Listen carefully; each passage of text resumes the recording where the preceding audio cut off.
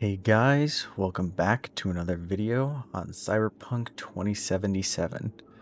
Specifically, we are going to be talking about the skill tree because it's something I wanted to cover to make sure everybody understands kind of the direction that, my character is going in the actual series that we're doing. So I figured giving a quick once over on all of the skills and what they do and what leveling them up entails, I think is a great thing to do and a good place to start. So, first off, you're going to have the body tree, which is basically it's how good you are with blunt weapons, shotguns, and light machine guns, and you get extra health every time that you level it up. When you click into the body tree, you have all of your perks. The tree on the left, this main part here, is all to do with the shotguns and the light machine guns.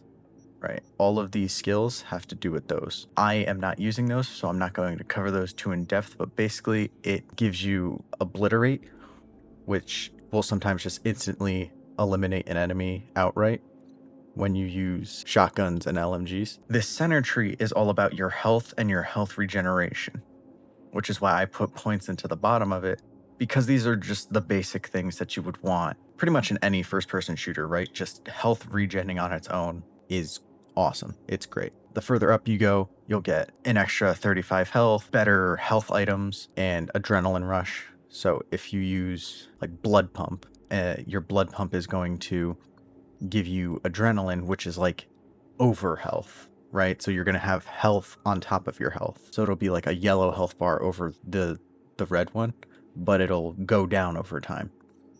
And then this is just a boost to that. This right tree, however, is all for your blunt weapon melee attacks. I don't use blunt weapons other than, I guess, the gorilla arms, but basically these are just all specializing in, making your blunt weapons better and things like that. After that, we go into reflexes, which is something I'm using.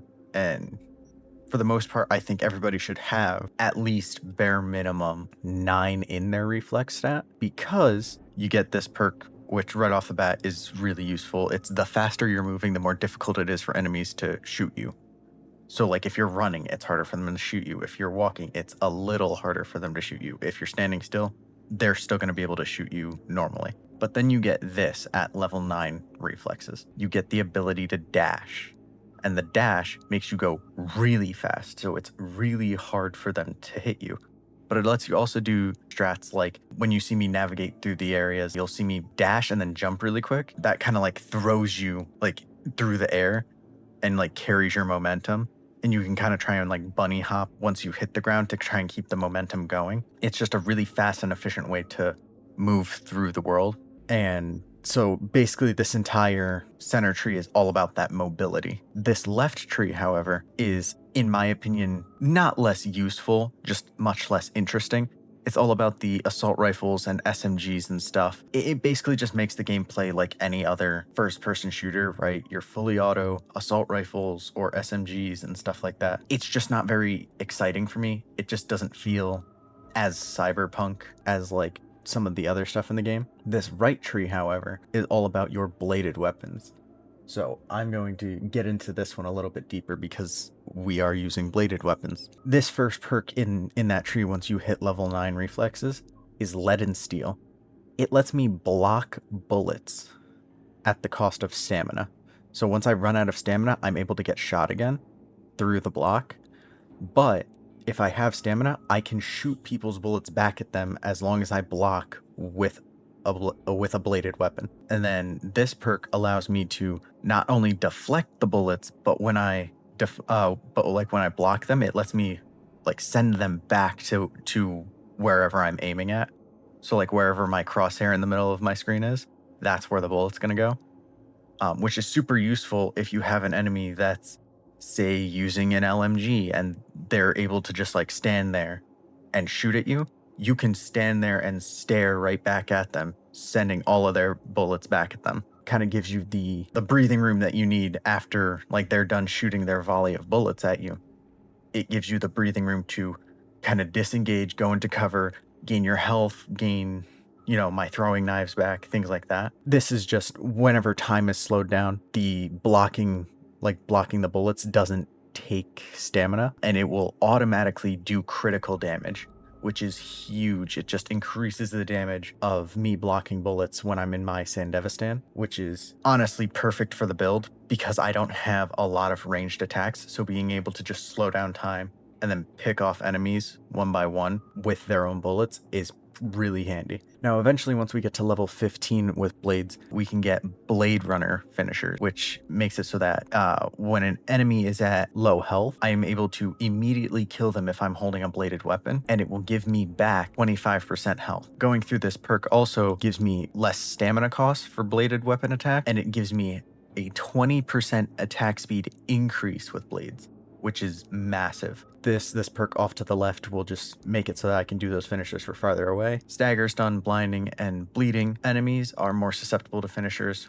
which, okay, it's all right. It's not imperative by any means. I get for Flash and Flash of Steel, I get 25% movement speed and attack speed for 6 seconds after performing a finisher. Not only is that helpful, that's kind of imperative when you do, like, if you want to go and fight Max Tac, which is like the max level police people, and get like their really good loot. That's a really good thing to have if you're a blades build. And then once you get all the way up to here, up to level 20 for the reflexes, all of my attacks, counterattacks, deflected bullets all apply bleeding, and it increases the dismemberment chance. Bleeding can't kill enemies, but does make them more susceptible to finishers, which is kind of what this perk was doing. And then it gives me extra stamina on dismemberment, so I can keep attacking for longer, or I can keep deflecting bullets for longer. Now for the technical ability tree. Left-hand side of this all has to do with the recharge rate of your grenades and your health items. It's a really useful tree. However, I don't find it too terribly necessary. I feel like a lot of the stuff with my build currently doesn't involve my grenades too often, and I feel like the regeneration of my health item is good enough that I don't really have to worry about any of this stuff. The most important tree in this game, in my opinion, is the center tree of the technical ability, which is why I have this as my only stat right now that is at level 20. So starting at the bottom, you unlock this at level 9. It's all things cyber. 10% to all cyberware stat modifiers. Basically, if it boosts your health by a certain amount, it's going to boost it by 10% more. And I get a negative 20% cyberware capacity cost. So everything is cheaper on my cyberware capacity to equip. -5 incoming damage for all integumentary and skeletal cyberware slots are full. Basically, all that means is if I have maxed out integumentary system and skeletal cyberware, I'm going to just take a flat out reduced amount of damage, which is amazing for a build like mine where I'm constantly out of cover trying to melee attack enemies. It's huge. I get extra cyberware capacity for each attribute I have at 9 or higher, which if we take a look, I have 3 at 9 or higher.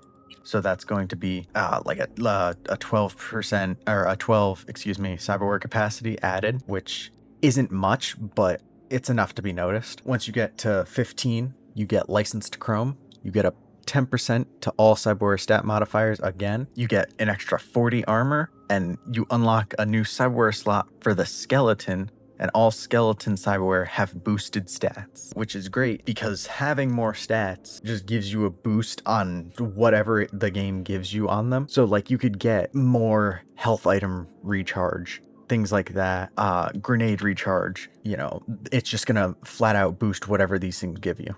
Cyborg, 15% reduced cooldown for all cyberware if all available cyberware slots are filled. This is huge because my Sandevistan is a part of my cyberware. Having that up as much as possible is a game changer because like we said before with the blades tree, right, in the reflexes, whenever time is slowed down, I don't take stamina to deflect bullets back at people. So now having that Sandevistan on a 50% reduced cooldown is huge, right? So now I'm constantly able to have that safety of being able to block attacks coming at me.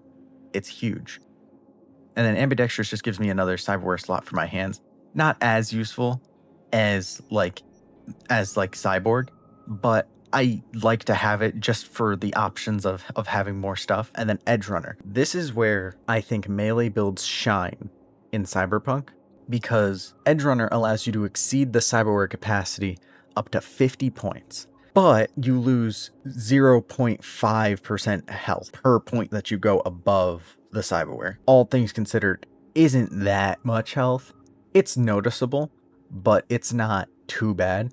I would argue that this is an important perk to have for any build, really. What it does is when you it does the cyberware capacity, like I said, but when you go past the cyberware, when you neutralize an enemy, there is a 0.1% chance for each point that you are over the capacity that you will enter Fury state, in which you gain 10% damage boost, just a flat 10% damage boost, 30% crit chance, and a plus 50% crit damage. And that lasts for 12 seconds, and it adds 3 seconds for each enemy that you take out while Fury is active. I am able to almost guarantee myself 100% crits because I can use my Sandevistan if I enter this. And then if I have a bunch of enemies shooting at me, I can hit the Sandevistan, block the bullets, and I'm getting 100% crits because of the Blade Tree. That's doing an additional 50% damage per deflected bullet.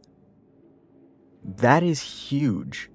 And that's inflicting enemies with bleeding, which is leaving them susceptible to finishers, which gives me more health. So it's just a cycle, right? It's a cycle that's constantly feeding itself, and it's constantly giving me more health, more damage, more health, more damage. And that's just on the melee side of things. Next, we get into the cool tree. These two little nodes here, they're all just stealth based. This left tree, I like doing this tree for some playthroughs, because all it is it's the pistols, revolvers, precision rifles, and sniper rifles. We're not doing that for this playthrough, I don't think.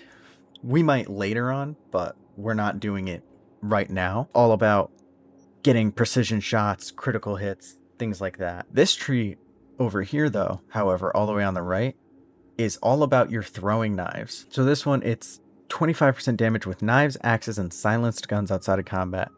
They also provide a preview of the estimated damage. And then quick getaway, 10% movement speed after neutralizing an enemy while undetected. Basically, these are two stealth ones as well, but they have to do with the knives. The next thing for throwing weapons is Scorpion Sting. At level 1, this does a minus 15% recovery time for throwing weapons. And then at level 2, critical hits, headshots, and hits to weak spot with throwable weapons apply poison for 5 seconds. Poison is just damage over time, pretty much. It's not super powerful, but if you can get it to proc multiple times and on multiple different enemies, the damage will add up and it will become an issue for whoever you're fighting or whatever you're fighting. The way throwing weapons work in this game is once you throw it, you don't have to go over there and pick it up. You can just wait out a timer and the weapon just returns to your hand. So you don't have to purposely put yourself in a bad position just to go grab your knife. You can just wait. You can hop behind cover and just wait. For some reason, throwing knives, axes, things like that, they don't count as blade weapons. So you can't block with them and you can't block bullets with them. This perk over here, Parasite, gives me 15% health, 15 health on critical hits and headshots with thrown weapons. For aiming well, I'd get a free 15 health just for critical hits and headshots, which is huge for throwing weapons, because basically they do almost no damage unless you get a critical hit or a headshot. This next perk up here that I would get at level 15 is Juggler. It gives me less time to wait when I throw a weapon for it to come back.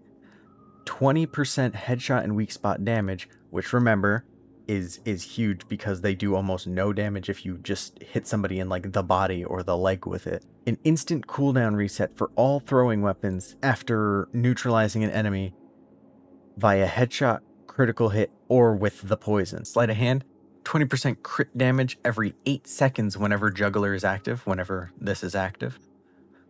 And can stack 5 times. New stacks reset the duration. All stacks are removed when the duration ends. Finishers, Act of Mercy. You get for throwing weapons, you get finishers now. You know, enemies' health are low. and doing finishers activate Juggler, and they still restore the 25% health. You can get this one, which basically like you throw a throwing weapon at an enemy. You can pretty much dash over to them automatically and do a finisher to them on the spot. Now onto the intelligence tree. I have nothing in this. Make whatever jokes you want to make about that, but I'm not hacking in this. I think that hacking is very potent, and I respect hacking for what it is in this game, because it's basically just the magic system of this game. Like how most RPGs have some kind of magic system, this one has the hacking. Basically, all of this is about, your RAM recovery and usage and stuff like that, and making it so that you can always hack everybody. The right side is all about your smart weapons, basically the weapons that aim for themselves, which is cool. It's neat. Probably not my favorite way to play, but it's definitely potent. And then this is all about adding stuff to your quick hack queue and being able to put more hacks on more people. That's it. But all of this is very powerful, very potent as well. It's just not what I wanted to do for this. And then this is the relic tree. You get this after a certain point in the story, and we'll start from the stuff that I have unlocked and we'll move to the left. So, vulnerability analytics. During combat, you can now detect vulnerabilities in enemies' armor, cyberware. Hitting vulnerabilities gives a 100% crit chance, 25 armor penetration, and weak spot damage bonus. Dealing enough damage to the vulnerability will cause it to explode, generating an EMP blast that damages enemies within 3 meters. And it's not kidding. That EMP blast damages people by a lot. It's no joke. It's crazy. The knives can hit it. The melees can hit it. Everything in my build can hit it and pretty much almost instantly explode that EMP. The upgrade to it, destroying an enemy's vulnerability grants 10% frequency of new vulnerabilities appearing and plus 5% crit damage on vulnerabilities. So now you get Jailbreak. Jailbreak is for your arm cyberwares. You can jailbreak whatever one that you have, and basically it just makes it so that it's better at doing whatever it did before.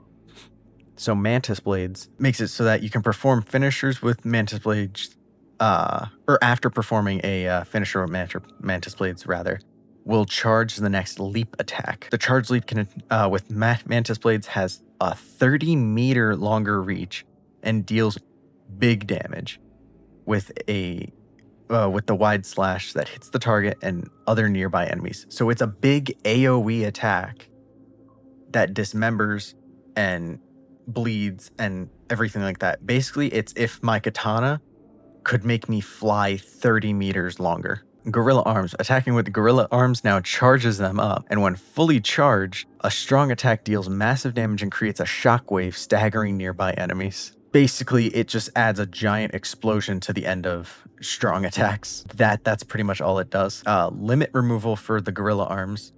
The shockwave from the charged Gorilla Arms attack now knocks down all enemies within range. So instead of just affecting one person, that explosion from the Gorilla Arms now hits everyone in front of you pretty much. Spatial mapping for the Mantis Blades. All leap attacks with the Mantis Blades now cripple enemies and increase dismemberment chance against those same enemies for 10 seconds. Just a buff to your heavy attacks with the Mantis Blades, just like the standard one was. That is the skill tree in Cyberpunk 2077. I hope you guys did enjoy it. If you did, please feel free to leave a like on the video. If you learned something, please leave a comment on what you learned, what you found interesting, and please subscribe and hit the bell for notifications on when I post the next video. And I will see you all in the next one. Later.